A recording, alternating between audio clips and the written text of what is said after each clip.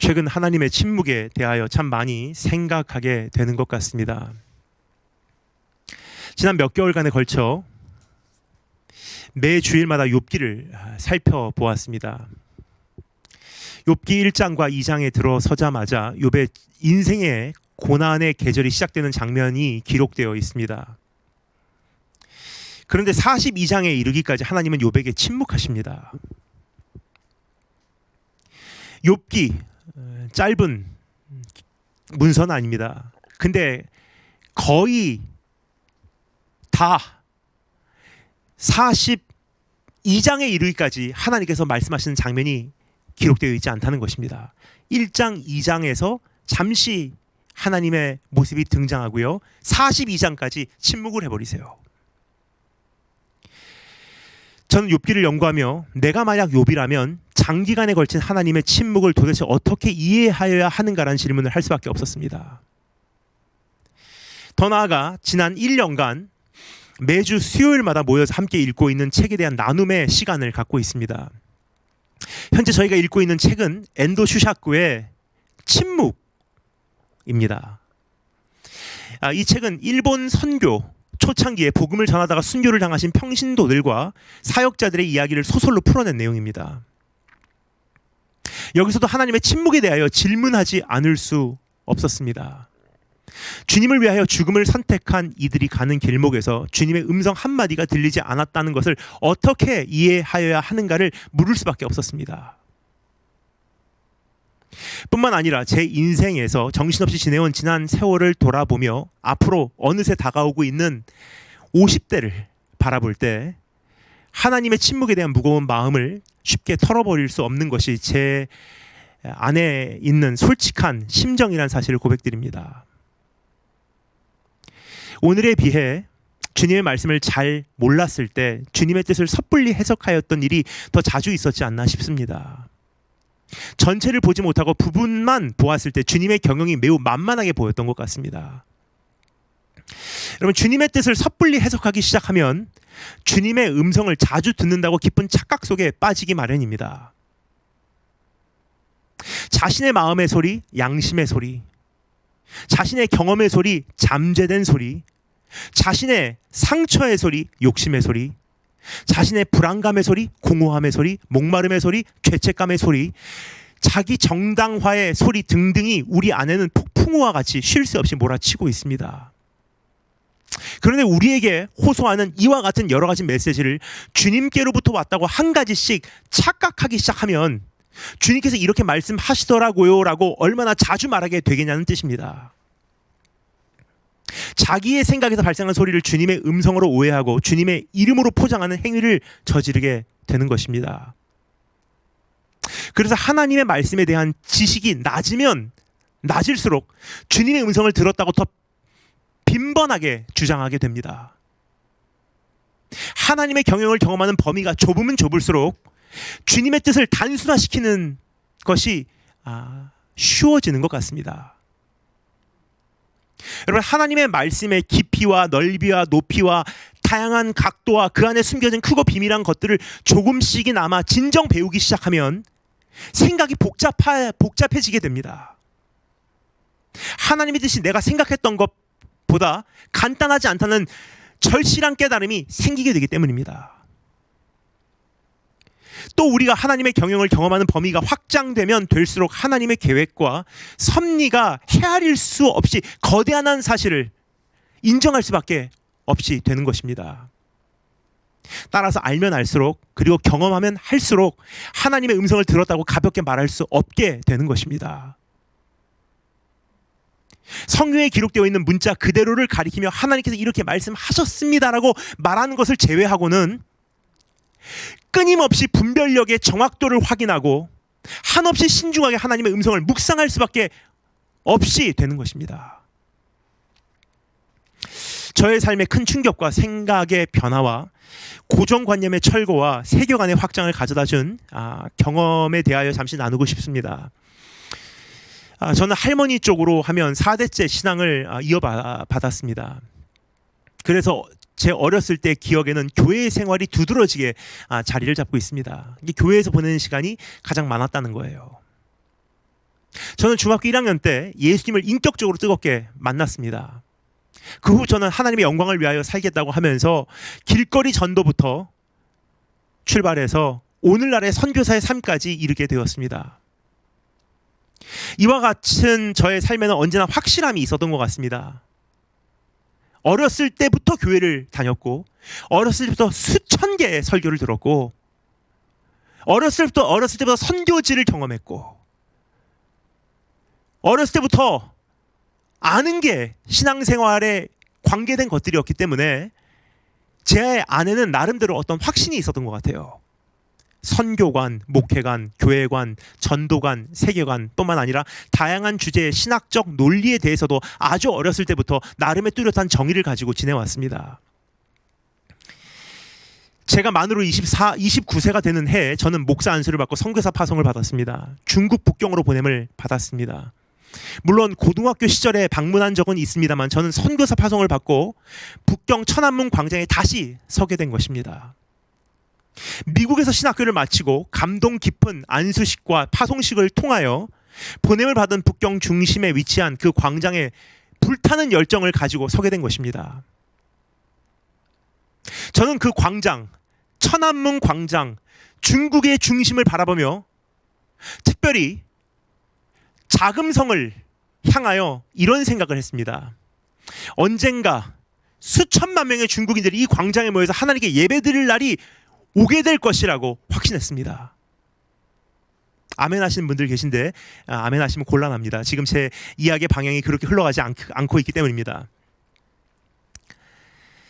천안문 위에서 찬양대가 주님의 이름을 높이기 외치고 또 설교자가 복음을 선포하는 날이 오기를 꿈꿨습니다. 이것이 하나님의 뜻이라고 말했습니다.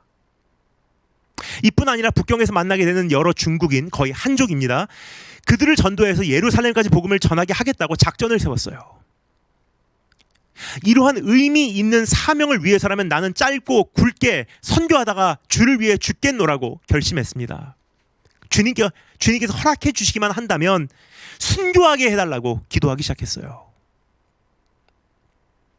이것이 주님 뜻이라고 확신하였고 이것이 주님께서 나에게 주신 비전이라고 선포하였습니다. 얼마 후 저는 중국 전체를 돌며 사역을 할 수 있는 문이 열렸습니다. 기차를 타고 밤을 새며 중국 전역을 찾아다녔습니다. 그런데 이 여정들을 통하여 저의 생각이 한 가지씩 파괴되고 무너지고 뽑히고 확장되고 변화되기 시작한 것입니다. 중국의 공산주의는 선교의 장애물이 아니라 땅끝까지 가기 위한 도구라는 사실을 깨닫게 되었습니다. 즉 공산주의가 언젠가 무너져야 마음껏 선교하는 것이 아니라 공산주의 안에서 선교하는 법을 습득하여야 이슬람권 안에서도 영향력을 발휘할 수 있는 선교사가 탄생된다는 사실을 깨닫게 된 것입니다. 따라서 중국의 선교 승리는 언젠가 자유롭게 예배하고 전도하는 날이 오는 것이 아니라 반대로 더 지하로 더 비공개로 내려가서 땅끝까지 복음을 전하는 것이 중국 교회의 역할이라는 사실을 깨닫게 되었습니다. 공산주의와 이슬람은 영적 토양이 똑같다는 사실도 깨닫게 되었습니다. 공산주의는 정치적 이슬람이라고 한다면 이슬람은 영적 공산주의라고 해도 될 정도입니다. 그러므로 천안문 광장에서 수천만 명이 모여 공개적으로 집회하는 것은 주님의 경영에 어긋난 것이라는 사실을 깨닫게 되었습니다. 그리고 그것을 하나님의 뜻이라고 이야기했던 제 자신이 참 부끄러웠습니다. 뿐만 아니라 중국 서부에 가보니까 중국 서부로 실제로 가보니까 한족으로는 통하지 않는 한계가 존재하므로 소수민족 사역에 힘을 기울여야 하겠다는 깨달음을 얻게 되었습니다. 나누고 싶은 이야기는 많지만 한 가지만 더 말씀드린다면 한국 교회와 미국 교회를 비롯한 온 세계 교회는 중국 교회와 북한 교회와 이슬람권 교회에게 그 어떠한 것을 가르치기보다 오히려 우리가 배우는 것이 급하다는 사실을 깨닫게 되었습니다. 내일은 환란이지 평안이 아닙니다. 시간이 가면 갈수록 세월이 흐르면 흐를수록 핍박과 자연재해와 경제 위기와 가뭄과 기근과 전쟁과 전쟁에 대한 소문과 거짓 그리스도들과 미혹하는 영들은 더 판치게 돼 있다는 거예요. 그렇다면 가면 갈수록 공개적으로 예배드릴 수 있는 환경은 열악해질 수밖에 없습니다. 마음껏 모이고 마음껏 찬양하고 마음껏 외쳐 복음 전할 수 있는 조건의 폭은 날로 날로 좁아져 간다는 뜻이에요. 그렇다면 중국 교회와 북한 교회와 이슬람 교회의 성도들을 우리의 눈높이로 준비시켜 내일을 맞이해서는 안 된다는 뜻입니다. 내일을 감당하지 못하기 때문이에요. 그러나 한국과 미국 교회 성도들이 오히려 중국 교회와 북한 교회와 이슬람 교회의 눈높이를 배우게 되면 다가오는 환난을 위한 무장을 마칠 수 있을 것입니다. 어찌되었든 알면 알수록, 보면 볼수록, 배우면 배울수록, 깨달으면 깨달을수록 하나님의 세계는 너무나 넓으며 하나님의 경영은 절대로 단면적이지 않으며 하나님의 음성은 우리가 생각하는 것과는 너무나 다를 때가 많다는 사실을 말씀드리기를 원합니다. 그래서 참 외로운 것 같아요. 알면 알수록 하나님의 음성을 잘 듣지 못하기 때문이에요. 배우면 배울수록 하나님의 음성을 정말 듣기 힘들어요. 왜냐하면 내 안에 이게 정말 하나님의 음성인가 질문하는 장치들이 이제 굉장히 많이 생겼기 때문이에요. 오히려 몰랐을 때는 내 감정으로 인한 어떠한 그 생각조차도 하나님의 음성으로 받았기 때문에 외롭지는 않았던 것 같아요.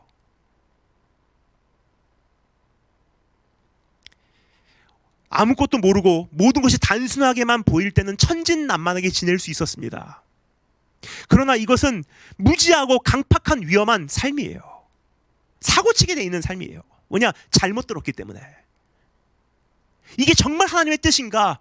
그것을 시험하고 확인하고 점검할 수 있는 장치가 해체됐다는 것은요, 굉장히 위험한 삶이에요. 반대로 신중하면 신중할수록 주님의 음성이 쉽게 들리지 않을 수가 있다는 사실을 오늘 말씀드리고 싶습니다. 그래서 외로운 것입니다. 그럼 이런 경우 신앙생활을 견인하는 에너지는 무엇일까요? 주님을 향한 신뢰가 우리의 신앙을 견인하게 되어야 한다는 거예요. 여러분, 목사로서 오늘 여러분께 솔직히 고백드립니다. 참 저는 외로워요. 오히려 고등학교 시절에 큐티 한다고 말씀을 열었을 때 말씀이 그냥 쏙쏙 바뀌었던 것 같아요. 아, 이것도 하나님의 주시는 말씀, 아, 이것도 레마, 오늘의 묵상 말씀. 근데 솔직히 말씀드릴게요. 목사가 된 후에 하나님의 말씀을 정말 전하면 전할수록 매일 말씀을 읽으면서 그것도 몇 장씩, 수십 장씩 읽어 나가면서도 한 달간 이 말씀이 오늘 나에게 주시는 말씀이다 하고 확 와닿는 경우가 거의 없어요. 굉장히 드라이해요. 그래도 읽어 나가는 거예요. 왜요? 내 신앙을 견인하는 힘은 감동이 아니기 때문에. 신뢰인 거예요, 신뢰. 눈에는 보이지 않아도 주님이 나를 보시고 계시다는 믿는 믿음이 우리의 신앙을 견인하게 되는 거예요. 귀에는 들리지 않아도 주님이 나의 심장 소리까지 다 듣고 계시다는 믿음이 우리의 신앙을 견인하는 것입니다. 사역과 이적과 열매의 짜릿함과 흥분은 없어도 주님께서 쉬지 않고 일하시고 계시다는 믿음이 우리의 신앙을 견인하게 되는 것입니다. 저는 여러분께 이러한 신앙을 권하고 싶습니다. 순간적으로 일시적으로 확 타오르다가 순식간에 꺼지고 시험 들고 변질되고 부작용 일으키는 신앙이 아니라 묵묵히 오랫동안 한결같이 지속적인 신실한 신앙을 갖기를 원하는 것입니다. 열매가 없어도 그 자리를 지키는 신앙, 상황이 바뀌어도 주님과 약속을 지키는 신앙, 조건이 악화되어도 끝까지 주님을 배반하지 않는 신앙, 그리고 주님의 음성이 들리지 않아도 주님은 나를 버리시지 않으신다네 하며 믿음으로 흔들리지 않는 신앙, 이런 신앙을 권하고 싶습니다. 그럼 오늘 본문 말씀을 통하여 다음과 같은 두 가지로 나누어 하나님의 침묵에 대하여 생각해 보도록 하겠습니다. 첫 번째, 하나님께 버림받은 자. 두 번째, 하나님께 구원받은 자. 이 두 가지를 우리 함께 정리해 보도록 하겠습니다. 첫 번째, 하나님께 버림받은 자. 우리가 1절부터 21절까지를 기준으로 살펴보겠는데 중간중간 읽어 내려가도록 하겠습니다. 오늘 이 본문 말씀은 다음과 같은 네 가지 차원에서 해석을 할 수가 있습니다. 첫 번째는 이 시편을 작사한 다윗의 경험에서 해석하는 거예요. 다윗의 관점에서 이 시편을 해석하는 것입니다. 머릿부분에, 이 시편의 머릿부분에 다윗의 시라고 쓰여 있죠. 다윗이 당시 경험한 내용을 기록하고 있다는 뜻입니다. 그리고 두 번째 해석 방법, 당시 고난을 당한 여러 선지자들의 입장에서 해석하는 것입니다. 왜냐하면 이러한 시편이 당시에 있었던 하나님의 종들을 대변하는 역할을 했기 때문에 오늘 이 말씀을 예레미야 선지자의 입장에서 해석을 한다고 생각해 봐도요, 이게 충분히 이해가 가기 시작해요. 예레미야도 충분히 이런 말을 할 수 있었겠구나. 하나님이 어찌 나를 버리셨나이까. 세 번째 해석 방법은 이스라엘이라는 국가적 차원에서 해석할 수 있는 것입니다. 국가적으로 많은 고난을 통과하여야 하였던 백성들이 마음에 품고 하나님이 고백한 내용이라고 또 해석할 수 있어요. 그런데 가장 중요한 것, 마지막으로 네 번째, 메시아의 렌즈로 해석하는 거예요. 마태복음 27장과 마가복음 15장에 보면 예수님께서 십자가에 달려 돌아가시기 직전에 외치셨던 말씀이 기록되어 있는 것을 볼 수 있습니다. 제9시쯤에 예수께서 크게 소리질러 이르시되 엘리 엘리 라마 사박다니 하시니 이는 곧 나의 하나님 어찌하여 나를 버리셨나이까 하는 뜻이라. 뭐죠? 오늘 1절 말씀이에요. 그럼 우리는 주어진 본문 말씀을 어떻게 해석해야 할런지, 다음과 같은 두 가지를 마음에 두고 이것을 마음에 담고 주님의 음성에 오늘 다가가 보도록 하겠습니다. 첫 번째, 우선 다윗이나 예레미야나 또 수많은 주의 종들이나 혹은 이스라엘의 경험이 오늘날 우리가 겪는 바와 그리 다르지 않다는 사실을 마음에 두고 주님의 음성에 다가가 보도록 하겠습니다. 즉 하나님께 버림받는 듯한 경험은 어떤 특정 대상이나 민족에게만 국한된 것이 아니라 우리 모두에게 찾아오는 경험이라는 사실이에요. 다윗도 그랬고 예레미야 선지자를 비롯한 수많은 주의 종들이 그 경험을 하였고 이스라엘 민족이 국가적으로 그러한 체험을 한 거예요. 근데 오늘 이 말씀을 읽어보면 수천 년이 지난 오늘도 이 말씀을 읽을 때 우리 안에서 어떤 공감대가 형성이 되잖아요. 이거는 나의 마음을 그대로 표현하고 있네. 따라서 하나님의 침묵 앞에서 우리가 토해내고 싶은 답답한 감정을 이 말씀이 너무나 정확하게 대변해주고 있다고 이해하시면 되겠습니다. 그러나 두 번째, 우리의 감정 표현으로 끝나는 것이 아니라 궁극적으로는 예수 그리스도의 고난과 죽음에 대하여 예언하고 있는 것이라는 사실을 절대 놓치지 않기를 바랍니다. 예수 그리스도께서 왜 우리 모두가 겪는 이러한 경험을 하신 걸까? 다윗이 경험하고 끝나면 될 걸, 예레미야가 경험하고 끝나면 될 걸, 이스라엘이 경험하고 끝나면 될 걸, 왜 예수님께서 그러한 경험을 하셔야만 했는가? 그것에 대한 답을 히브리서 저자가 말합니다. 히브리서 2장 17절 말씀 제가 읽겠습니다. 그러므로 그가 범사, 뭐죠? 모든 일에 있어서 형제들과 같이 되심이 마땅하도다. 우리와 똑같이 됐다는 거예요. 즉 우리가 버림받은 듯한 경험을 하면 주님도 그것을 하셔야만 했다는 거예요. 이는 하나님의 일에 자비하고 신실한 대제사장이 되어 백성의 죄를 속량하려 하심이라. 즉 우리가 겪는 모든 고난과 고통과 아픔과 이 통증과 죄를 본인께서 담당하시기 위해서 우리와 똑같은 경험을 하셔야만 했다는 것입니다. 더 나아가서 히브리서 4장 15절 16절 말씀, 우리에게 있는 대제사장은 우리의 연약함을 동정하지 못하실 이가 아니요. 무슨 뜻이냐? 하나님이여 어찌 나를 버리시나이까? 네가 어떻게 그런 말을 할 수 있어? 하시는 분이 아니라는 거예요. 왜요? 주님께서도 그런 말을 해보신 적이 있으시기 때문에. 주님도 버림받으신 경험을 했다는 거예요. 모든 일에 우리와 똑같이 시험을 받으신 이로되 죄는 없으시리라. 그러므로 우리는 긍휼을 하심을 받고 때를 따라 돕는 은혜를 얻기 위하여 은혜의 보좌 앞에 담대히 나아갈 것이라. 하나님, 내가 정말 외로워요. 주의 음성 못 들은 지 오래됐어요. 말씀을 읽어도 그냥 냉랭하고 오늘 또 이 말씀을 왜 읽어야 될지 때로는 이해가 되질 않아요. 다 와닿는 말씀이 없어요, 하나님. 근데 주님께서 나에게 주신 음성 안다. 내가 잘 안다.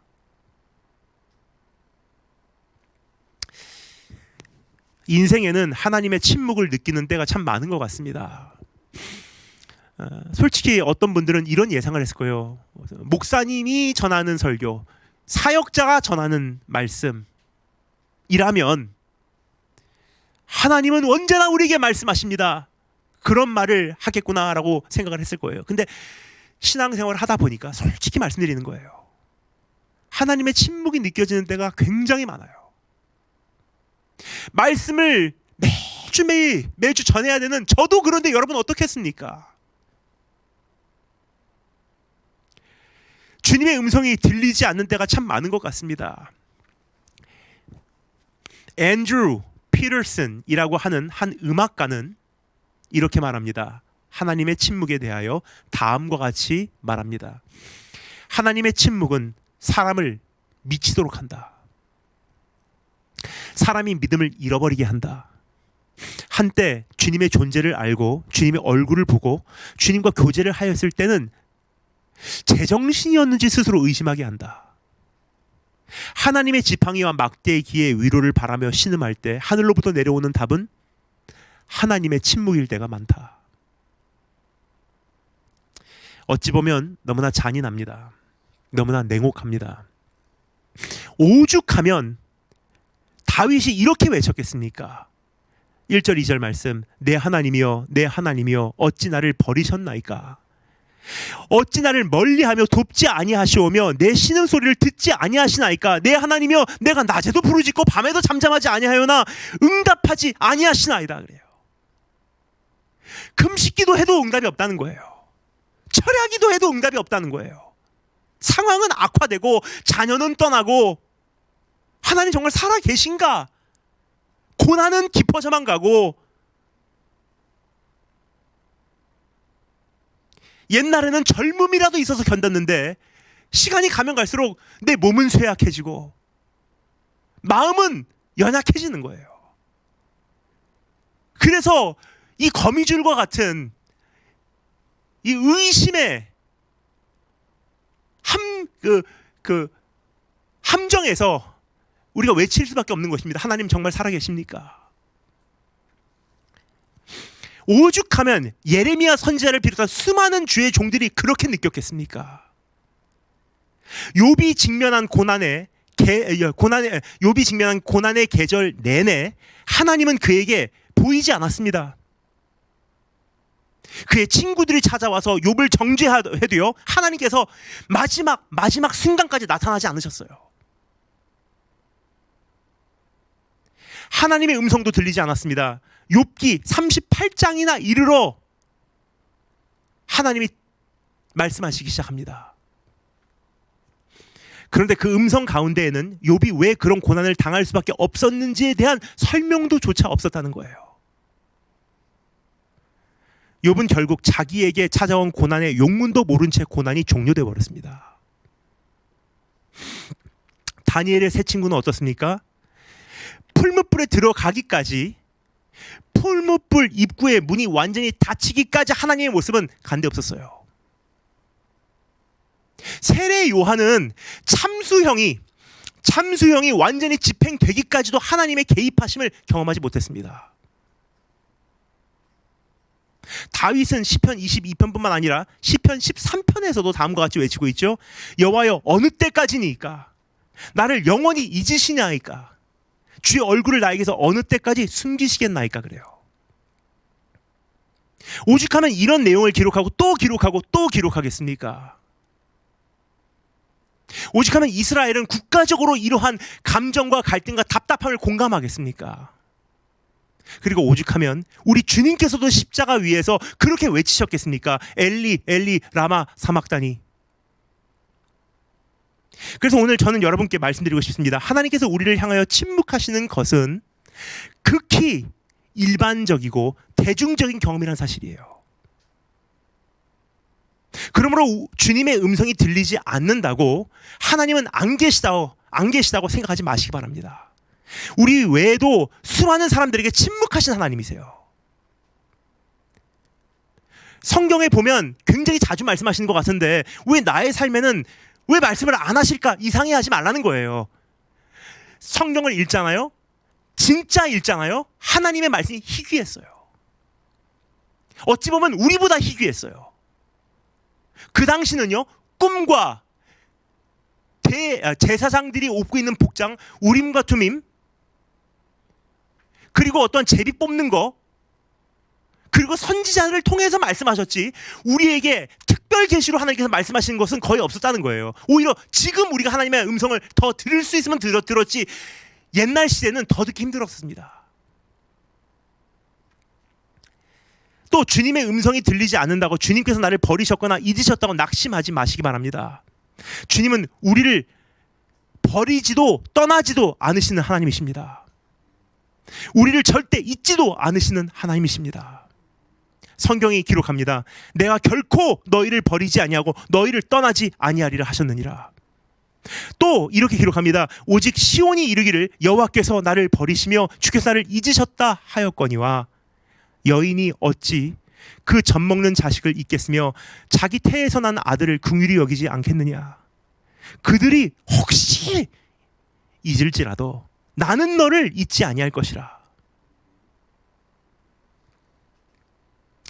이것을 우리는 믿습니다. 그래서 비록 순간순간의 의심과 원망이 우리를 덮쳐도 우리는 고백하며 지난 날을 돌아봐야 하는 것입니다. 3절부터 5절 말씀 읽겠습니다. 이스라엘의 찬송 중에 계시는 주여, 주는 거룩하시나이다. 우리 조상들이 주께 의뢰하고 의뢰하였으므로 그들을 주께서 건지셨습니다. 그들이 주께 부르짖어 구원을 얻었고 주께 의뢰하여 수치를 당하지 아니하였나이다 라고 과거의 일들을, 이미 일어난 사건을 회상해봐요. 여러분, 하나님의 침묵 앞에서 우리가 할 수 있는 두 가지가 있습니다. 우리가 취하여야 하는 두 가지 자세가 있는 것입니다. 첫째, 하나님께서 침묵하신다고 우리도 침묵해서는 안 됩니다. 그러므로 우리는 주님께 말하기 원합니다.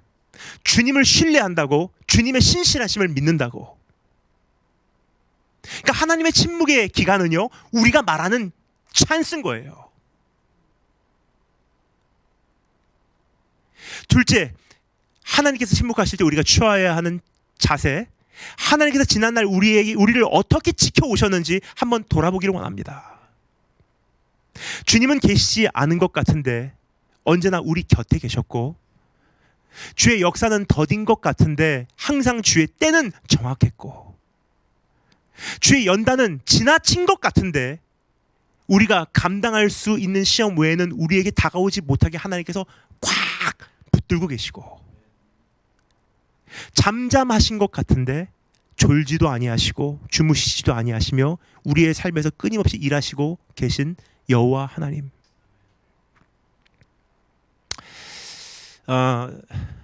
강단에서 이런 말을 나누는 걸 별로 좋아하지 않지만 최근에 누린 은혜가 너무 컸기에 여러분과 잠시 나누기를 원합니다.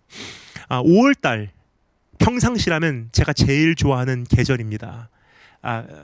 달입니다. 5월은 모든 달들의 여왕이라고 할 정도로 불리우죠. 아름다운 달입니다. 5월을 빛나게 하는 이유 중에 하나가 무엇이냐면 제 생일이라고 생각합니다. 그래서 5월 내내 전 참 행복해요.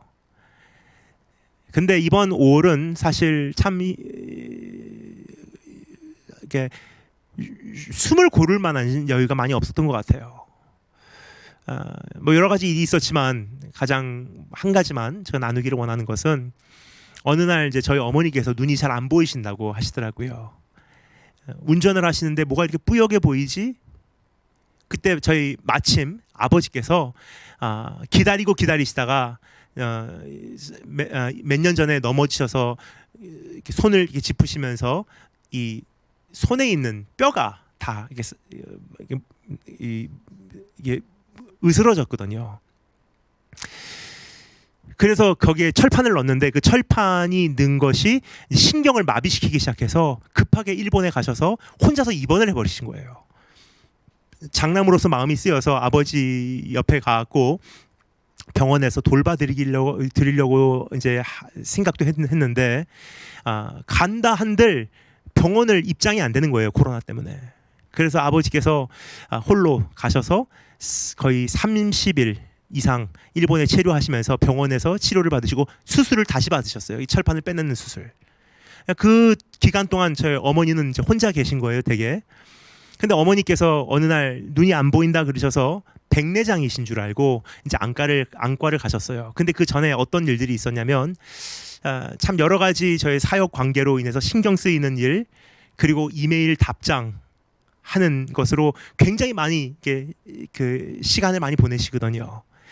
어떠한 이제 댓글이 올라오면 그것을 어떻게 답해야 할까? 그냥 쓰는 게 아니잖아요. 아하고 어하고 다르기 때문에 굉장히 신경을 많이 쓰면서 댓글 하나하나, 문자 한 통 한 통에 굉장히 많은 시간을 붓습니다. 근데 그것을 최근에 집중적으로 좀 여러 가지 일이 있어서 많이 하셨어요. 근데 어느 날 눈이 안 보이시는 거예요, 잘. 백내장인 줄 알았습니다. 안과를 갔어요. 아니래요. 이 안에 있는 이 혈관이 터져서 이 한쪽 눈이 이렇게 막이 생겼다고 해요. 근데 감사한 것은, 다행인 것은 어머니 혼자 계시는데 그것이 눈에 있는 혈관이 아니라 뇌에 터졌다면은 그대로 쓰러지시고 가시는 거예요. 첫째, 저는 순간적으로 분노가 일어나더라고요. 왜 필요 없이 그런 댓글들, 필요 없이 엉뚱한 이야기들을 그렇게 해서 하나님만 섬기기에 집중해서 정말 모자른 이 젊음과 시간과 세월과 이 기회인데 필요 없는 비본질적인 것으로 이렇게 말싸움해갖고 사역의 장애물이 되나 하는 생각을 하게 되었습니다. 그런데 5월을 마치면서 엊그제죠? 5월을 마치면서 참 감사하더라고요. 저는 큰일 날 뻔했었던 사건들 주님 지키시고, 여기가 아니고 여기가 터지게 하시고, 그 일이 아니고 일이 있게 하시고, 순간순간 일거수일투족을 지키셨더라고요. 그래서 전 여러분께 오늘 확신을 가지고 말씀드릴 수 있는 거예요. 하나님께서 우리에게 감당할 수 있는 시험, 안 계신 것 같은데 정확하세요. 더딘 것 같은데 일하고 계시더라고요. 설마 나를 버리지 않으셨을까 하는데 굉장히 깊이 우리의 삶에 개입해 계시더라고요. 고난 가운데 가장 힘든 것 중에 한 가지는 여론이 아닌가 싶습니다. 곁에 아무도 없는 진공 상태에서 우리가 고난을 받으면 어떤 면에서는 덜 힘들 것 같아요. 왜냐하면 우리를 가장 힘들게 하는 것이 우리의 고난을 평가하는 사람들이기 때문입니다. 주님의 음성을 대변하는 사람들이기 때문입니다. 우리의 형편을 조롱하는 사람들이기 때문입니다. 그리고 우리의 삶에 조언을 주려고 하는 사람들이기 때문이에요. 그러니까 사실 여러분 정말 형제를 사랑하잖아요. 그럼 웬만하면 고난에 대해서 평가하지도 말고요. 주의 음성을 대변할 필요도 없고요. 그 어떤 형편을 조롱하는 건 물론 하면 안 되고요. 그 삶에 어떤 조언을 주지 않아도 돼요. 물론 그들의 말이 도움이 될 때도 있습니다. 그러나 대개 그들의 말은 우리에게 상처가 된다는 사실이에요. 그래서 이것을 너무나 뼈저리 겪은 다윗이 뭐라고 말합니까? 여기 이렇게 말합니다. 6절부터 8절 말씀드리겠습니다. 나는 벌레요 사람이 아니라 사람의 비방거리요 백성의 조롱거리니이다. 나를 보는 자는 다 나를 비웃으며 입술을 삐죽거리고 머리를 흔들며 말하되 그가 여호와께 의탁하니 구원하실 걸, 그를 기뻐하시니 건지실 걸 하나이다. 조롱하는 거예요. 우리가 잘 아는 욥이라는 인물도 이와 같은 경험을 했지 않습니까? 욥기 4장부터 37장에 이르기까지 어떠한 내용이 기록되어 있죠? 그에게 찾아온 친구들과의 대화 내용이에요. 그들은 모두 자기 나름대로의 잣대로 욥의 고난을 평가하고 주님의 음성을 대변하고 그의 형편을 비방하고 그에게 어떠한 조언을 해주고자 분주했어요. 근데 욥기 42장에 보면요, 결국 그들은 모두 하나님의 책망의 대상이 된 것을 볼 수가 있습니다. 그래서 저는 오늘 여러분께 당부드리기를 원하는 것이 있습니다. 우리가 고난에 처하게 되었을 때 하나님의 침묵이 흘러가고 주변에서 들려오는 소리는 나를 비방하는, 나를 조롱하는, 나의 탓을 타는, 나를 평가하는 사람들의 목소리만 들리는 그때에 우리에게 던져지는 수많은 말들을 잘 걸러내어 스스로 마음을 지켜낼 수 있기를 주님의 이름으로 축원드립니다. 너는 지킬 만한 것 중에 무엇보다 너의 마음을 지켜라 그래요. 그러니까 다른 사람의 조언을 듣고서 상처를 받는 것보다 더 중요한 게 있다는 거예요. 하나님, 이 고난을 잘 견뎌내기 위해서 난 내 마음을 지키겠습니다. 그 말 듣지 않겠습니다. 고난은 하나님께 집중하는 시간입니다.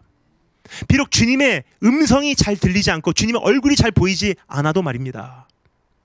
이미 위에서 말씀드렸듯이 주님은 우리를 향하여 침묵하여도 우리는 주님께 말하여야 하는 의무가 있는 거예요. 말하지 않으면 영혼은 강팍하게 되어 있기 때문이에요. 마치 경직된 상태로 오랫동안 있으면요, 근육 구석구석에 혈액순환이 되지 않기 때문에 오히려 병들지 않습니까? 우리 영혼도 똑같아요. 고난이 힘들다고, 하나님이 침묵하신다고 경직된 상태로 꾹 참고 있잖아요. 하나님께 소통을 하지 않잖아요. 그러면 죽습니다. 주님과의 소통을 멈추면 마귀가 가져다주는 불신이 우리의 생각과 심령을 지배하기 시작하기 때문입니다. 그래서 주님께서 우리를 어떻게 키워 오셨는지, 우리와 어떻게 지금까지 동행하셨는지, 우리를 어떻게 인도하셨는지 되새김질 하는 것이 우리가 시간을 많이 투자해야 되는 부분이에요. 하나님 침묵하신다, 왜 나에게 최근 말씀이 없으시지 생각하시잖아요. 그 시간을 어떻게 활용해야 되냐? 주님, 과거를 한번 생각해 볼게요. 주님, 그때 나를 이렇게 만나 주셨죠. 주님, 그때 나를 이렇게 구해내셨죠. 그 시간을 많이 보내라는 뜻이에요. 이 침묵의 시간은요, 하나님께 네가 말할 기회를 줄게, 우리를 어떻게 인도하셨는지 되새김질하기 위하여 많은 시간을 보내야 하는 것입니다. 이것이 주님과의 신뢰의 기초가 될 것입니다. 9절부터 11절 읽겠습니다. 오직 주께서 나를 모태에서 나오게 하시고 내 어머니의 젖을 먹을 때 의지하게 하셨나이다. 과거 일들을 지금 이야기하고 있어요. 하나님의 침묵 앞에서 다윗이 취한 자세는 무엇이냐? 하나님, 과거에 이렇게 나를 선별하시지 않으셨습니까? 내가 날 때부터 주께 맡긴 바 되었고 모태에서 나올 때부터 주는 나의 하나님이 되셨나이다. 나를 멀리하지 마옵소서. 환난이 가까우나 현재 나를 도울 자가 없나이다 그래요. 더 나아가 우리는 여기서 자신의 고난을 구체적으로 주님께 아뢰는 내용을 만날 수가 있어요. 다윗이 이제부터 하나님께 자기가 이제까지 받은 은혜를 회상해 보지만 조금 더 나가서 한 걸음 더 내딛어서 지금 내가 이러한 고난을 당하고 있습니다를 주님께 또 아뢰기 시작해요. 침묵의 시간은 내가 말하는 시간이다. 하나님께서 침묵하시는 기간은 나에게 말할 수 있는 기회를 주신 나에게 기회를 주신 것이다. 그럼 어떤 말을 하냐? 과거의 일들을 회상해보고 또 더 나가서 지금 내가 겪고 있는 이 고난을 구체적으로 주님께 아뢰라는 거예요. 우선 다윗은요, 자신의 원수에 대해서 하나님께 일러 바치기 시작해요. 12절 13절 건너뛰어서 16절 읽겠습니다.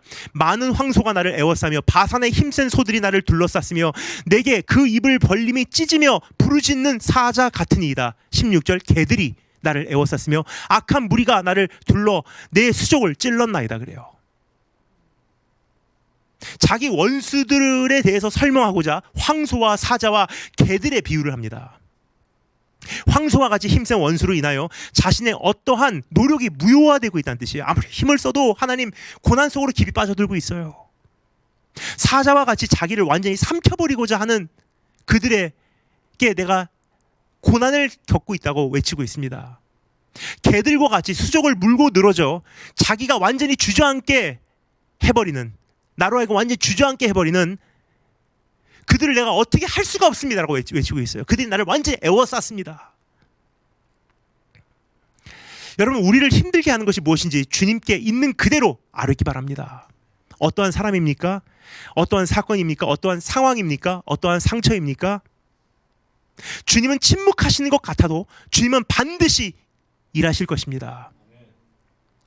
그 사람을 바꾸시든지, 그 사건을 바꾸시든지, 그 상황을 바꾸시든지, 그 상처를 치유하시든지, 혹은 우리를 바꾸시든지 하실 것입니다. 아니면 모든 것에 전체적으로 손을 대실 하나님이세요. 더 나아가서 다윗이 자기의 원수들에 대해서만 주님께 아뢰는 것이 아니라 자신의 통증에 대해서도 아뢰기 시작합니다. 14절, 15절, 그리고 17절 읽겠습니다. 나는 물같이 쏟아졌으며 내 모든 뼈는 어그러졌으며 내 마음은 밀랍 같아서 내 속에서 녹았으며 내 힘이 말라 질그릇 조각 같고 내 혀가 입천장에 붙었나이다. 주께서 또 나를 죽음의 진토 속에 두셨나이다. 내가 내 모든 뼈를 셀 수 있나이다 라고 이야기를 해요. 다윗은 자기의 원수들에 대하여만 구체적으로 아뢰지 않습니다. 자기의 몸과 마음을 가로지르고 있는 통증에 대해서도 아뢰기 시작합니다. 뼈가 어그러지며 마음은 무너져 녹아내리고 힘은 말라버리고 혀는 입천장에 붙어버리는 경험에 대하여 주님께 구체적으로 아뢰고 있습니다. 자신의 삶이 완전히 마비되어 시체화되고 있다고 주님께 이야기를 하고 있는 거예요. 하나님, 이제 내가 한계가 얼만큼인지 모르겠어요. 이제 끝나가는 것 같아요. 내가 초로 비유하면 나는 꺼져가고 있는 등불이에요. 하나님, 이제 정말 얼마 안 가서 나는 이제 완전히 탈진해버릴 것 같아요. 주님, 개입하소서, 개입하소서 외치고 있어요. 더 나가서 17절 이어서 읽겠습니다. 그리고 18절까지. 그들이 나를 주목하여 보고 내 겉옷을 나누며 속옷을 제비 뽑나이다. 이것은 주변 사람들로 인하여 자기가 겪고 있는 정신적 피해에 대하여 고하는 내용이에요. 그래서 그는 마지막으로 한 번 더 외칩니다. 주님 앞에서 자신의 고난에 대하여 한 가지씩 곱씹다 보니 북받쳐 올라오는 감정을 그대로 폭포수같이 쏟아 놓고 있는 것 같습니다. 마지막으로 18절부터 21절, 그는 하나님께 이렇게 고합니다. 여호와여, 멀리하지 마옵소서. 나의 힘이시여 속히 나를 도우소서. 내 생명을 칼에서 건지시며 내 유일한 것을 개의 세력에서 구하소서. 나를 사자의 입에서 구하소서. 주께서 내게 응답하시고 들소의 뿔에서 구원하셨나이다. 그래요. 주님의 도움을 향하여 외치고 있습니다. 칼에서, 개에서, 사자에서, 그리고 들소에게서 건져달라고 외치고 있죠. 그런데 희한한 것은 19절 20절까지만 하여도 애원형으로, 하나님께 애원하는 형태로 기록이 되어 있는데 21절에서 갑자기 과거형으로 전환이 되어 있다는 거예요. 이렇게 해 주십시오, 이렇게 해 주십시오, 구하소서, 도우소서. 그게 21절에 뭐라고 되어 있냐? 구원하셨나이다 그래요. 이것은 과거형이라고 하기보다는 오히려 확신과 신뢰의 선포라고 이해하시면 되겠습니다. 과거형이 아니라 완성형이라고 이해하시면 되겠습니다. 그는 이미 하나님께서 자신을 구하신 것을 확신하고 신뢰하겠다고 외치고 있는 것입니다. 지금까지 우리는 하나님의 침묵 앞에 서 있는 사람이 겪는 심적 고독함과 정신적 통증에 대하여 살펴보았습니다. 놓여진 상황 속에서 이미 겪고 있는 고난의 강도를 오히려 더 격화시킨다는 사실을 우리가 볼 수가 있었어요. 우리가 겪고 있는 고난도 힘든데 하나님께서 침묵하시면 이거는 뼈가 말라 들어가는 거예요. 그러니까 다윗도 얘기하죠. 내 뼈가 마릅니다. 내 혀가 입천장에 붙었습니다. 애가 탄다는 뜻이에요. 그런데 예리하신 분들은 말할 것입니다. 위에서 이 내용을 살펴보기에 앞서 제가 말씀드린 게 있죠. 하나님께 버림받은 자에 대하여 나누겠다고 하지 않았습니까? 근데 하나님의 침묵 앞에 있다고 하나님께 버림받은 것은 아니지 않습니까? 라고 묻는 분들이 계실 것입니다. 하나님께서 침묵하실 때 우리는 어떻게 해야 하나? 다윗을 보면서 우리가 어떻게 해야 하는가를 이렇게 한번 생각해 보았어요. 근데 지금 제가 말씀드린 이 소주제가요, 하나님께 버림받은 자예요. 그러면 이거 하나님께 버림받은 자에 대해서 말한다고 하면서 왜 하나님의 침묵에 대해서 이야기를 했나? 한 가지 기억하기를 원합니다. 이 말씀이 궁극적으로 가리키고 있는 대상은 예수 그리스도라는 사실입니다. 예수 그리스도는 하나님의 침묵 앞에 단순히 서 있었던 것이 아니라는 거예요. 현실은 하나님께서 여전히 앞에 계신데 마음만 하나님께서 자신을 잊으셨다고 생각한 것이 아니라는 거예요. 예수님은. 예수 그리스도는 실제로 하나님께 버림받으신 바 된 분이세요. 하나님은 십자가에 달리신 예수 그리스도를 향하여 등을 돌리셨던 것입니다. 그래서 십자가에 달리신 예수 그리스도는 하나님이여 하나님이여 어찌 나를 버리시나이까라고 외쳤던 것입니다. 여기까지는 단 한 번도 하나님을 하나님이라고 부르지 않고 아버지라는 표현을 언제나 사용하셨어요. 그러니까 마태, 마가, 누가, 요한 이 사복음서를 보면요, 예수님께서 아버지에 대해서 이야기하실 때 우리 아버지는 너희 천부께서는 하늘에 계신 우리 아버지여라고 항상 이야기를 했는데 예수님의 생애 딱 한 번만 하나님을 아버지라고 안 부르세요. 엘리 뭐죠? 하나님이여 하나님이여 왜 나를 버리시나이까? 그때만 하나님이라고 부르세요. 왜 그렇습니까? 이 순간만큼은 예수 그리스도는 이는 내가 사랑하는 아들이요 내가 기뻐하는 자로 하나님 앞에 서 있는 것이 아니라 세상 죄를 온통 홀로 짊어진 괴수로 하나님 앞에 서게 되어 있었기 때문입니다. 그러니까 하나님께서 그날 십자가에 달리신 예수님을 볼 때 이는 내가 사랑하는 자요 내 기뻐하는 아들이 십자가에 달렸구나가 아니에요. 모세가 광야에서 장대에다가 놋뱀을 달아 올렸을 때 그 뱀이 달아 올려졌잖아요. 근데 요한복음 3장에서 뭐라 그러죠? 인자가 바로 그거래요. 그러니까 십자가에 달리신 예수님은 뱀의 형상이었다는 거예요. 안 믿으세요? 사도 바울이 그렇게 말해요. 읽어드릴게요. 갈라디아서 3장 13절 말씀입니다. 그리스도께서 우리를 위하여 저주를 받은 바 되사, 뭐죠? 뱀이 됐다는 뜻이에요. 그 자체의 형상으로 십자가에 달리셨다는 거예요. 왜요? 율법의 저주에서 우리를 속량하시기 위하여. 기록된 바 나무에 달린 자마다 저주 아래 있는 자라 하였습니다. 그러니까 십자가에 달리신 예수, 나무에 달리신 예수 그리스도는요, 아들의 형상으로 달리신 것이 아니라 죄수의 형상으로, 악의 형상으로, 마귀의 형상으로 십자가에 달리셨다는 거예요. 그래서 외칩니다. 하나님이여 하나님이여 왜 나를 버리시나이까?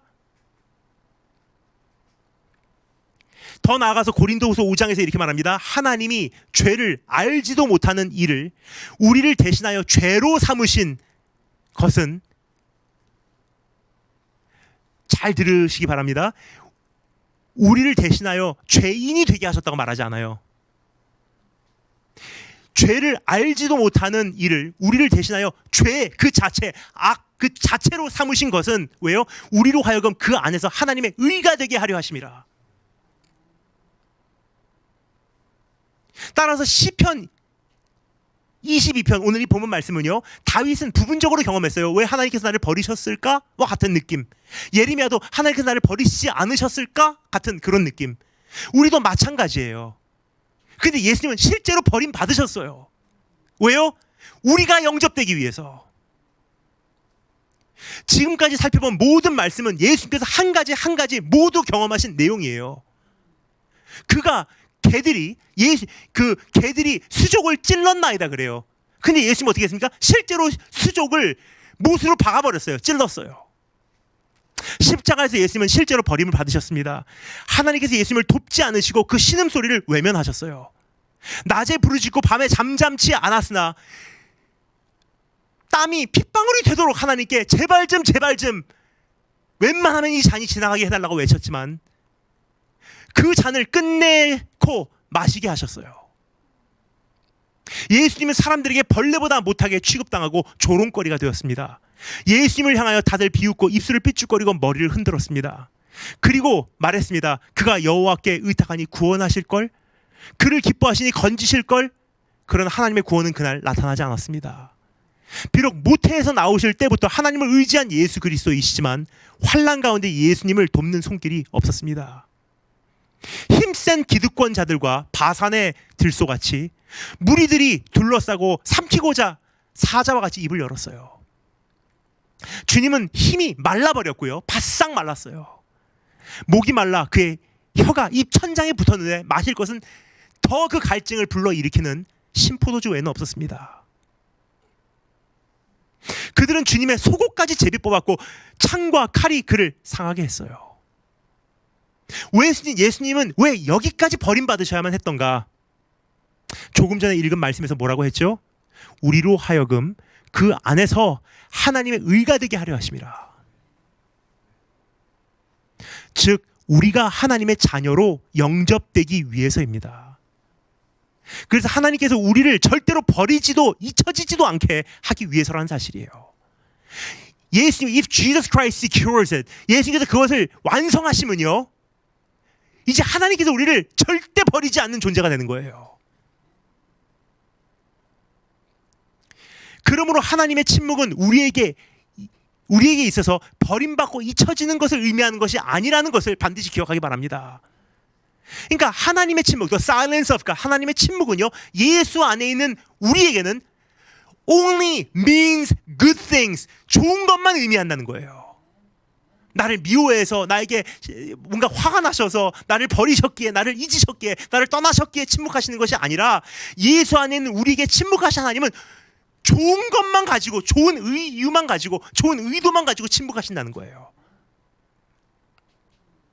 하나님께서 왜 지금 우리에게 더 구체적으로 말씀하지 않으시는지, 고난에 있어서 주님께서 왜 더 가까이에서 홀로 우리에게 더 가깝게 등장하지 않으시는지, 왜 응답하지 않으시는지, 정확하게 갈 길을 제시해 주지 않으시는지, 사랑한다고 한 번만이라도 말씀해 주시면 얼마나 좋을까, 그런 생각도 할 때가 있어요. 너 잘한다, 잘하고 있다, 그런 말씀을 왜 한 번만 듣게 해주신다면 하나님 내가 또 10년을 견딜 수 있어요 라고 말하고 싶은데, 그런 소망이 우리 정말 고난 가운데 있으신 분들 알지 않습니까? 다 괜찮아요. 하나님 치유도 필요 없고요, 고난 해결도 필요 없어요. 그건 주님께서 오늘 꿈속에 나타나셔서 너 참 잘하고 있다, 그 한마디만 내가 들으면 내가 살 수 있을 것 같아요. 정말로 고난을 겪어보신 분들은 그런 바람이 있어요. 진짜로 외로운 분들은 그런 바람이 있어요. 근데 왜 하나님께서 나타나시지 않으시는지. 그러나 한 가지 분명한 사실은 주님은 우리를 버리지도, 우리에게서 떠나시지도, 혹은 우리를 잊으시지도 않으신다는 사실이에요. 비록 이 침묵이 5년이 가든 10년이 가든 30년이 가든 주님의 침묵은 절대로 우리의 공포의 대상이 될 수 없다는 것입니다. 여러분, 사람도 그렇지 않습니까? 계속적으로 말을 하여 사랑을 확인시켜야 되는 사람들이 있어요. 어렸을 때 저는 아버지와 어머니의 그 조금 다른 인간관계, 대인관계법 속에서 굉장히 혼란 속에 자랐어요. 저희 아버지는 남자가 어디서 그렇게 말이 많어, 오도고다쇼, 어우도고다시크, 굉장히 엄격하게 사무라이 정신으로 저를 길러서 어디 가서 말을 하면 큰일 나는 줄 알았어요. 그 남자답게 살기 위해서 어디 가면 말 절대로 많이 하지 말래요. 그냥 듣고서 그러면 그 사람이 무슨 생각하는지 모르니까 무서워한대요, 나를. 근데 어머니는 정반대예요. 네가 이렇게 되면 사람들이 얼마나 우울해지냐, 불안해지냐. 분위기 메이커. 그 사람들로, 상대방으로 하여금 불안해하지 않도록 계속 말을 하고, 어떠한 너의 이 정신적 일관성을 유지해라. 어느 날은 기분 좋게 할렐루야 하다가 그 다음날 아침에 일어나니까 오도고 되쇼, 그렇게 하지 말라는 거예요. 그럼 아버지가 맞은지 어머니가 맞은지 굉장히 혼란스러웠어요. 그런데 아무래도 어머니하고 보내는 시간이 많다 보니까 제 성격이 말을 많이 아무래도 하게 되더라고요. 근데 제가 말하는 걸 좋아해서 그것도 있지만, 그것보다도 더 좋은 게, 더 해야 되는 이유를 느끼는 게 뭐냐, 상대방이 불편해할까 봐. 그러니까 자동차를 타고 가면서 가끔 제가 집회를 다닐 때 픽업 나오시는 분들이 계세요. 근데 silence is comfortable. 어떤 분들은 이 침묵이 편하신 분들이 계세요. 공항에서 출발해서 제 숙소에 데리고 가는 시간까지 2시간인데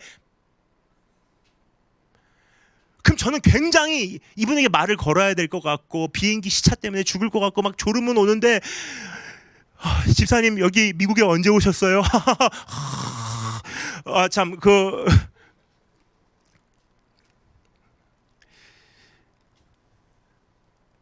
제 안에 불안감이 있는 거예요. 저 사람이 내가 말을 안 하면 불안해하지 않을까. 근데 그런 사람들이 있습니다. 계속 확인해야 되는 거예요. 저 사람이 나에게 대해 어떻게 생각하고 있는가. 화나진 않았을까. 저 사람이 지금 나를 어떻게 보고 있나. 무슨 생각을 하는지 알 수 없게 침묵을 하는 사람 옆에서는 왠지 불안한 것이 우리의 현실이 아닌가 싶습니다.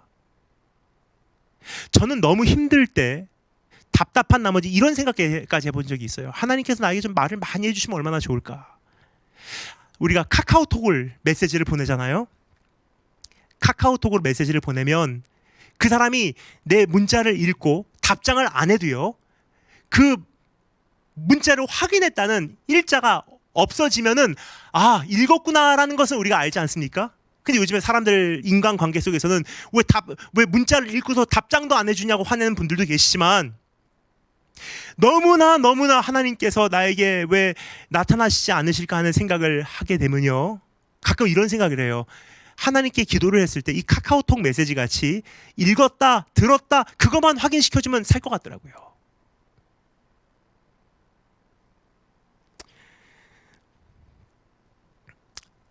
자, 그럼 하나님께서 우리를 끊임없이 불안감 속으로 몰아가고 계신 분이신가? 침묵하심으로 내가 무슨 생각하는지 네가 몰라야지 나를 무서워할 거다, 그렇게 하시는 분이시냐? 아니에요.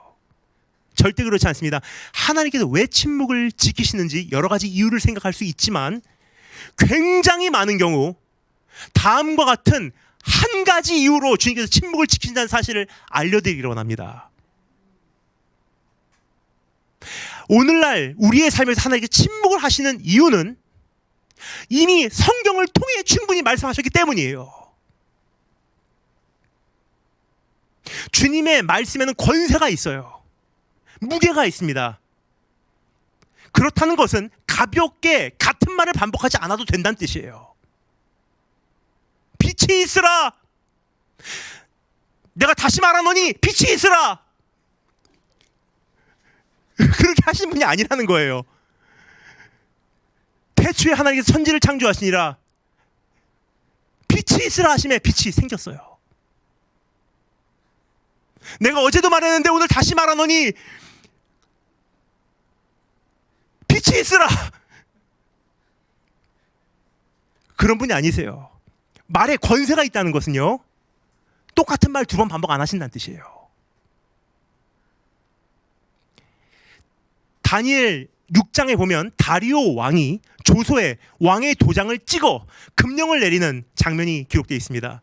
30일 동안 누구든지 왕 외에, 다리오 왕 외에 어떤 신에게나 사람에게 무엇을 구하면 사자굴에 던져놓기로 한 것입니다. 그런데 그 금령을 어겼다는 이유로 다니엘이 고발을 당하게 돼요. 그래서 다니엘을 사자굴에 던져넣게 됩니다. 다리오 왕은 다니엘을 마음으로부터 사랑하고 있었던 것 같아요. 그러나 그를 사자굴에 던져 넣을 수밖에 없었던 것입니다. 이 과정에 대하여 다음과 같이 기록이 되어 있어요. 읽어드리겠습니다. 다니엘을 고발하는 그 무리들이 모여서 왕에게로 나와 왕께 말하되, 왕이여, 메대와 바사의 규례를 아시거니와 왕께서 세우신 금령과 법도는 고치지 못할 것이니이다 그래요. 이게 권세예요. 말한 이상, 입에서 나온 이상 책임지는 것. 나온 이상 수천 년이 지나도 그 말은 그 말인 거예요. 여러분, 이 세상 왕도 자기가 말한 것을 여기까지 책임져요. 하물며 왕 중에 왕이신 참된 왕은 어떻게 하시겠습니까? 자신이 만든 율법과 규례를 엄격하게 지켜야만 했어요. 그래서 죄인을 위하여 누군가를 죽여야만 했습니다. 거기까지 지키신 거예요. 예수 그리스도를 죽이셨습니다. 또 의인에게는 약속된 복을 내리셔야만 했습니다. 예수 그리스도 안에 있는 우리예요. 하나님은 이미 66권의 책을 통하여 우리를 향한 본심과 우리의 새로운 신분과 우리에게 약속된 영생과 유업에 대하여 말씀하셨어요. 그럼 무슨 말씀이 사실 더 필요하겠습니까? 왜 또 말씀하셔야만 하냐는 거예요. 그 말씀이 바뀌지 않았는데. 왕의 말 아닙니까? 2000년 전에 내가 너를 사랑한다 말하면 그 말이 지금도 유효한 거예요. 내가 너를 버리지도 떠나지도 아니하리라. 볼지어다 세상 끝날까지 내가 항상 너희와 함께하리라 말씀하셨다면요, 2000년 전에 그 말씀을 하셔도 왕의 말이기 때문에 그 말은 오늘도 유효한 거예요. 또 말할 필요가 없다는 거예요. 또 확인시켜줄 필요가 없다는 거예요. 이제 우리의 반응은 이제 한 가지만 남았어요. 주님을 신뢰하고 하나님의 침묵 앞에서도 묵묵히 신실하게 살아나가는 임무만 남은 것입니다. 여기까지만 보아도 큰 위로가 됩니다. 그런데 좋은 소식이 또 있습니다. 잠시 살펴보도록 하겠습니다. 두 번째, 하나님께 구원받은 자. 하나님께 구원받은 자 22절부터 31절까지 보겠는데 짧게 제가 중간중간 읽어나가도록 하겠습니다. 하나님의 침묵이 스토리의 결말이 아니라, 아무리 침묵이 귀한 것이라도, 아무리 침묵이 우리에게는 참 소중한 그러한 기간이라 할지라도, 침묵이 the end of the story, 스토리의 결말이 아니라 하나님의 구원이 우리의 삶을 최종적으로 장식해 줄 것이라는 것이 성경의 약속이에요. 하나님의 침묵은 길 수는 있어도 절대 영원하지는 않습니다. 언젠가는 주님의 구원의 손길로 우리에게 응답하신다는 사실이에요. 그래서 다윗은 외칩니다. 22절부터 25절 읽겠습니다. 내가 주의 이름을 형제에게 선포하고 회중 가운데서 주를 찬송하리이다. 여호와를 두려워하는 너희여 그를 찬송할지어다. 야곱의 모든 자손이여 그에게 영광을 돌릴지어다. 너희 이스라엘 모든 자손이여 그를 경외할지어다. 그는 공고한 자의 공고를 멸시하시거나 싫어하지 아니하시며 그의 얼굴을 그에게서 숨기지 아니하시고 그가 울부짖을 때에 들으셨도다. 큰 회중 가운데에서 나의 찬송은 주께로부터 온 것이니 주를 경외하는 자 앞에서 나의 서원을 갚으리로다. 하나님을 두려워하는 자, 즉 하나님을 경외하고 신뢰하는 자의 마땅한 자세는 주님을 찬양하는 것 외에는 없다는 뜻이에요. 주님은 공고한 자의 공고를 절대 무시하지 않으시기 때문입니다. 침묵 가운데 일거수일투족을 우리 모든 것을 지켜보고 계시다는 사실입니다. 하나님의 시야에서 한 눈금의 고난도 외면되지 않으며 하나님의 관심에서 한 방울의 눈물도 무의미하게 떨어지지 않는다는 사실을 기억하시기 바랍니다. 그래서 침묵하셔도요, 다 보고 계세요. 침묵하고 계신 사이에 눈 감고 계신 것이 아니라 지켜보시고 계신 과정이에요. 우리의 눈물을 병에 담으셨대요. 정확한 방울수까지 아신다는 거예요. 제가 코로나가 시작되면서 제가 즐겨하는 것이 있어요. 그동안 정말 오래전부터 하고 싶었는데 이제까지 여건이 되지 않아서 못했지만, 이번 코로나가 터지면서 굉장히 많은 시간을 저는 지금 이 분야에서 갈고 닦고 제 실력을 지금 발휘를 하고 있어요. 베이킹입니다. 그래서 언젠가 저희 어머니께서 운영하시는 레드도어 카페에 오시면 제가 수제로 만든 여러 가지 디저트가 있습니다. 그 메뉴는 무제한이기 때문에 매주 바뀝니다. 최근에 제가 좀 휴식을 하고 있지만 언제가 다시 시작할 거라고 생각합니다. 근데 그 베이킹을 할 때 가장 중요한 것이 그 많은 베이커들이 사용하는 것이 바닐라 에센스, 바닐라 페이스트, 바닐라 빈이에요. 근데 그것을 할 때 굉장히 조심스럽게 다뤄요. 이게 몇 방울 넣냐? 1 teaspoon, half a teaspoon, 1/4 teaspoon. 그 병 하나가 꽤 비싸잖아요. 근데 이것과 같이 하나님께서 우리의 눈물을 이건 많고 많은 눈물 중에 한 방울이다가 아니라 신중하게 우리 눈물을 병에 담으셨대요. 그냥 고통을 그냥 지나가지 않으신다는 거예요. 우리가 주님의 육성을 들을 수는 없지만 주님은 우리의 목소리를 다 듣고 계시다는 뜻입니다. 사실 그러면 되지 않겠습니까? 내가 가는 길을 나는 몰라도 오직 그가 하시나니 그가 나를 단련하신 후에는 내가 순금같이 되어 나오리라. 주님이 아십니다. 내가 얼마나 더 견딜 수 있는지 주님께서 아십니다. 나의 한계가 어디까지인지 주님께서 알고 계세요. 나의 외침을 듣고 계십니다. 나의 신음소리를 듣고 계십니다. 나의 인생에 대한 계획을 주님께서 세우시고 계세요. 그리고 그것을 집행 가운데 계십니다. 예레미야서 29장 11절 말씀, 너희를 향한 나의 생각을 내가 아나니, 네가 아는 것이 아니라 내가 아나니 평안이요 재앙이 아니라 너희에게 미래와 희망을 주는 것이라. 그러니까 내가 침묵한다고 무서워하지 마. 남편의 침묵이 무서운 사람들이 있어요. 부모의 침묵이 두려운 사람들이 있어요. 늦게 들어왔을 때 아버지의 침묵이 참 힘들 때가 있어요.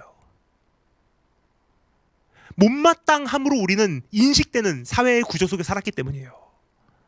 근데 하나님의 침묵은요, 못마땅함이 아니에요. 예수 그리스도 안에 있는 우리에게 침묵은요, 하나님께서 딱 한마디 하시는 것 같아요. 여전히 변한 거 없어. 하나님 그 2000년 전에 하신 말씀이잖아요.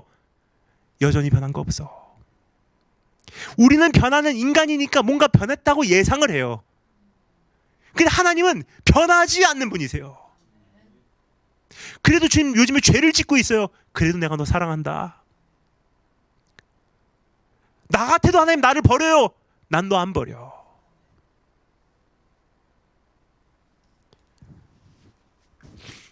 여러분, 이런 주님을 높이기를 원합니다.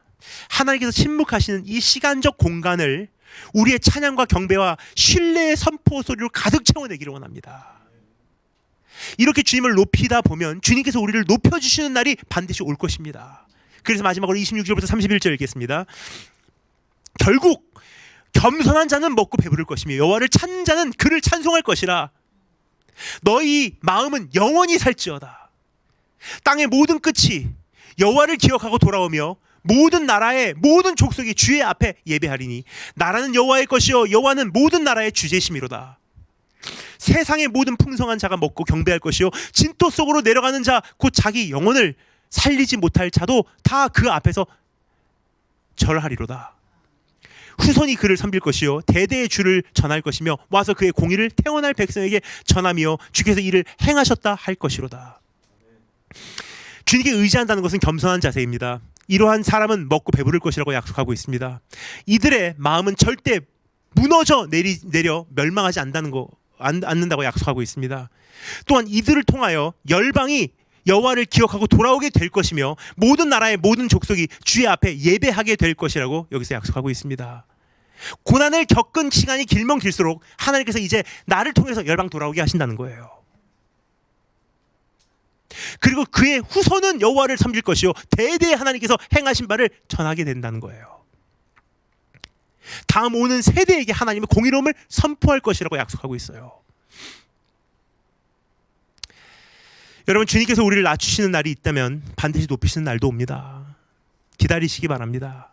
주님의 음성이 잘 들리지 않는 계절이 있으면 주님과 얼굴과 얼굴을 맞대고 주님을 누리는 날이 반드시 우리를 향해서 지금 오고 있다고 생각하시면 되겠습니다. 골방에서 답답하고 고독한 순간 후에는 많은 이들이 우리를 통하여 주님께 돌아와 예배하는 날이 옵니다. 하나님 앞에서 괴로워하며 신음한 후에는 대대로 하나님의 공의로우심을 인정하고 높이는 특권을 누리게 되는 날이 온다는 것입니다. 이것이 예수 그리스도께서 우리에게 보이신 바입니다. 십자가 후에 멸류관 쓰셨고 고난 후에 보좌에 앉으셨고 사람들에게 조롱받은 후에 만유 위에 뛰어난 이름을 소유하게 되셨고 죽음 후에 부활과 무덤 후에 아버지 품으로 그리고 하나님이여 하나님이 어찌하여 나를 버리시나이까라고 외친 후에 수많은 사람들이 아버지께 돌아오는 역사를 이루셨지 않습니까? 우리도 하나님을 신뢰하고 하나님을 기다리고 하나님께 모든 것을 아뢰고 이 침묵의 기간을 주를 높이는 신뢰의 노래로 채워낸다면 먼 훗날 우리를 높이신 하나님의 손길을 체험하게 되실 것입니다. 마지막으로 찬송가 한 곡 가사를 읽어드리고 마치겠습니다. 갈보리 산 위에 The old rugged cross, 그 낡은 십자가, The old rugged cross, 갈보리 산 위에 원어 가사를 제가 직번역해서 말씀드리고 오늘 기도하도록 하겠습니다. 저 먼 언덕 위에 낡은 십자가가 섰다네. 고난과 수치의 상징이라네. 그러나 나는 이 십자가를 사랑한다네. 나의 사랑 되신 그분께서 죄인 위하여 죽으신 그곳이기에. 그래서 나는 이 십자가를 품겠노라. 나의 트로피를 마침내 그 발 아래 바치는 그 순간까지 나는 이 십자가를 붙들겠네. 언젠가 그것을 면류관과 바꾸는 그 순간까지. 오, 그 낡은 십자가, 세상이 혐오한다네. 그러나 나는 이 십자가에 끌리도다. 하나님의 어린 양이 그의 영광 버리고 그 어두운 갈보리에서 죽으셨기에, 그래서 나는 이 낡은 십자가를 품겠노라. 나의 트로피를 마침내 그 발 아래 바치는 그 순간까지 나는 이 십자가를 붙들겠네. 언젠가 그것을 면류관과 바꾸는 그 순간까지. 그 낡은 십자가를 향하여 나는 언제나 진실되리. 그 십자가의 수치와 부끄러움을 기쁨으로 지겠노라. 그러면 그가 나를 저 멀리 있는 집으로 부를 것이라. 그의 영광을 함께 영원토록 누리는 그곳으로. 그래서 나는 이 낡은 십자가를 품겠노라. 나의 트로피를 마침내 그 발 아래 바치는 그 순간까지. 나는 이 십자가를 붙들겠네. 언젠가 그것을 면류관과 바꾸는 그 순간까지. 다 같이 기도하겠습니다.